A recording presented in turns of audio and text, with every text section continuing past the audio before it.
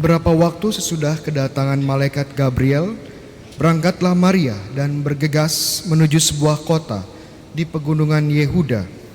Di situ ia masuk ke rumah Zakaria dan memberi salam kepada Elisabet.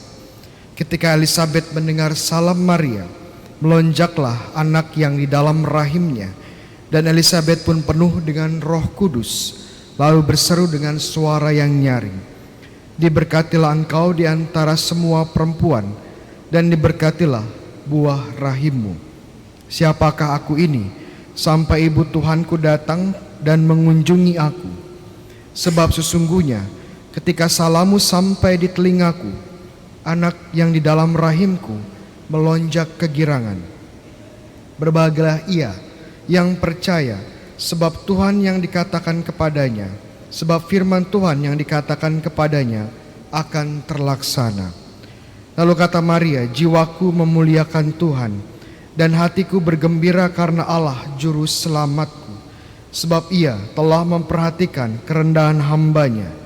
Sesungguhnya mulai sekarang segala keturunan akan menyebut aku berbahagia, karena Yang Maha Kuasa telah melakukan perbuatan-perbuatan besar kepadaku, dan kuduslah namanya. Rahmatnya turun-temurun atas orang yang takut akan Dia. Ia memperlihatkan kuasanya dengan perbuatan tangannya, dan mencerai-beraikan orang-orang yang congkak hatinya. Ia menurunkan orang-orang yang berkuasa dari tahtanya, dan meninggikan orang-orang yang rendah. Ia melimpahkan segala yang baik kepada orang yang lapar, dan menyuruh orang kaya pergi dengan tangan hampa. Ia menolong Israel hambanya, karena ia mengingat rahmatnya, seperti yang dijanjikannya kepada nenek moyang kita, kepada Abraham dan keturunannya untuk selama-lamanya." Kira-kira 3 bulan lamanya, Maria tinggal bersama dengan Elisabet, lalu pulang ke rumahnya. Demikianlah sabda Tuhan.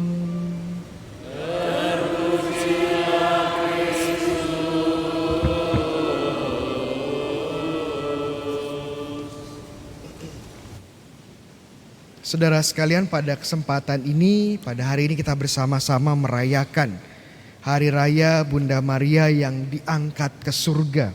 Dan pada kesempatan ini izinkanlah saya untuk sedikit membahas tentang sebuah fenomena yang saya sebut sebagai Maria Fobia. Maria Fobia. Apa itu, Romo? Maria Fobia, ya. Takut akan Maria. Maksudnya apa, Romo? Ini adalah kesalahpahaman, ya, kesalahpahaman yang ada di antara kita yang membuat kita takut dengan Maria, membuat kita takut untuk mendekati Maria, mendekati Bunda Maria, menghormati Bunda Maria dan mencintai Bunda Maria. Dan biasanya Maria Fobia ini terlahir dalam bentuk seperti kata-kata seperti ini. Gereja Katolik itu sepertinya menghormati Bunda Maria terlalu berlebihan. Atau mungkin dalam bentuk seperti ini. Orang Kristen Katolik itu kok sepertinya menyembah Bunda Maria. Sampai-sampai kemarin heboh, ya. Ada sebuah buku pelajaran agama yang diterbitkan oleh Menteri Pendidikan, Kementerian Pendidikan, yang isinya mengatakan orang Katolik itu menyembah Bunda Maria. Pertanyaan saya sekarang kepada teman-teman, benar gak sih kita menyembah Bunda Maria? Jawabannya tidak. Kita tidak pernah menyembah Bunda Maria. Menghormati iya, tapi tidak menyembah Bunda Maria. Lalu kenapa sih kok sering kita mendapatkan asumsi-asumsi kesalahpahaman ini di antara kita? Dan juga kenapa ada Maria Fobia, takut untuk mendekati Bunda Maria? Akarnya di mana sih? Pada kesempatan ini saya akan memberikan 3 alasan kenapa kok ada Maria Fobia. Alasan pertama adalah ada sebagian orang yang masih bingung antara yang namanya penyembahan dengan doa. Ada orang-orang yang menyatukan dua konsep ini, bahwa semua bentuk doa adalah bentuk penyembahan. Jadi kalau ada orang yang melihat kita berdoa kepada Bunda Maria, itu kita dibilang langsung, wah itu menyembah Bunda Maria. Tapi apakah doa itu penyembahan? Jawabannya belum tentu. Kenapa? Karena doa, arti sejati dari kata doa itu artinya memohon, meminta sesuatu. Dalam bahasa Inggris, doa itu prayer. Dan kata prayer itu akar katanya adalah kata Latin pregare, yang artinya memohon atau meminta. Sama dengan kata doa. Kata doa juga dari bahasa Arab ya, yang artinya juga meminta, memohon. Jadi saat kita berdoa kepada Allah atau berdoa kepada Bunda Maria, para kudus, itu sebenarnya kita memohon sesuatu, tidak langsung menyembah.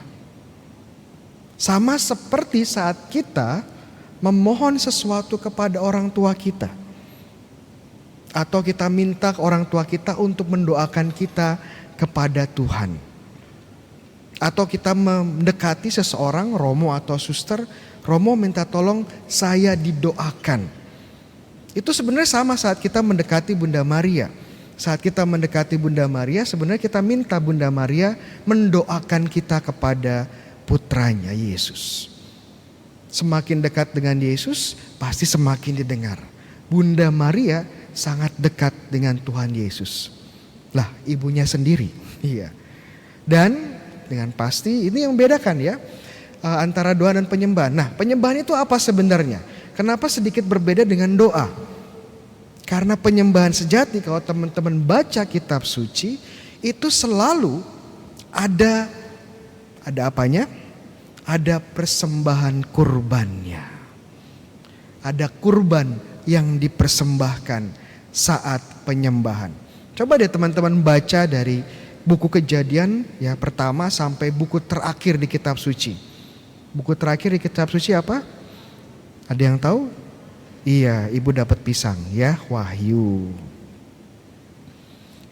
Penyembahan itu selalu ada kurban yang dipersembahkan. Contohnya ya, Abel. Waktu dia menyembah Tuhan, dia mempersembahkan hasil ternaknya. Begitu juga dengan Abraham, dengan Nuh, apalagi Musa dan Harun. Di kitab suci Perjanjian Lama ada satu buku yang didedikasikan bagaimana cara umat Israel menyembah Allah dengan mempersembahkan kurban. Bukunya apa? Kalau tahu ini saya kasih satu pohon pisang. Iya. Bukunya adalah buku Imamat. Kalau teman-teman baca buku Imamat, bab 1 sampai 5 itu semuanya berisi jenis-jenis kurban. Kurban bakaran, kurban syukur, kurban penghapusan dosa dan sebagainya. Ini adalah jenis penyembahan. Saat kita menyembah Tuhan, kita mempersembahkan kurban. Pertanyaan berikutnya, Gereja Katolik ada persembahan kurban enggak? Jawabannya ada. Tapi kurbannya bukan lagi ayam dipotong, bukan ya. Kurbannya bukan lagi sapi dipotong, bukan. Kurbannya bukan lagi domba disembelih, bukan. Kurbannya apa sekarang? Iya, betul sekali. Kurbannya adalah Yesus Kristus sendiri. Kapan kita mempersembahkan Yesus Kristus kepada Allah Bapa? Jawabannya saat Ekaristi. Teman-teman di sini ngapain di sini? Mempersembahkan kurban paling sempurna kepada Tuhan, menyembah Tuhan. Itu kenapa disebut meja ini disebut meja altar. Nama lain dari altar itu mesbah. Kenapa disebut altar atau mesbah? Karena ini adalah tempat persembahan kurban. Pertanyaan berikutnya, kenapa saat kita menerima komuni itu disebut sebagai hosti? Kok disebut hosti? Saya sudah pernah kasih tahu jawabannya ya. Ada yang tahu? Iya. Pisangnya habis ya. Disebut hosti bukan karena suka-suka romonya ya nyebutnya hosti, bukan. Kata hosti dari bahasa Latin hostium, artinya kurban. Jadi apa yang kita rayakan di sini adalah persembahan kurban sempurna Yesus Kristus yang adalah penyembahan sejati. Jadi kita bisa bedakan ya, yang mana yang doa yang bisa ditujukan kepada para kudus, bahkan kepada orang tua kita. Sebenarnya kalau kita mendekati orang tua kita dan minta tolong, ya itu sebenarnya bentuk doa loh. Tapi kita tidak pernah mempersembahkan kurban kepada Bunda Maria. Pernah lihat kita mempersembahkan sesajen kepada Bunda Maria? Gak ada. Ya, mempersembahkan ayam yang disembelih, darahnya dipercikan? Gak ada. Ya. Hanya kepada Tuhan persembahan sejati, kurban sejati. Yaitu pertama, kita harus bisa membedakan mana yang penyembahan, mana yang doa. Yang kedua, masih ada orang-orang yang belum bisa membedakan antara penyembahan dengan penghormatan. Memang dua-duanya berhubungan ya, tetapi ada bedanya juga.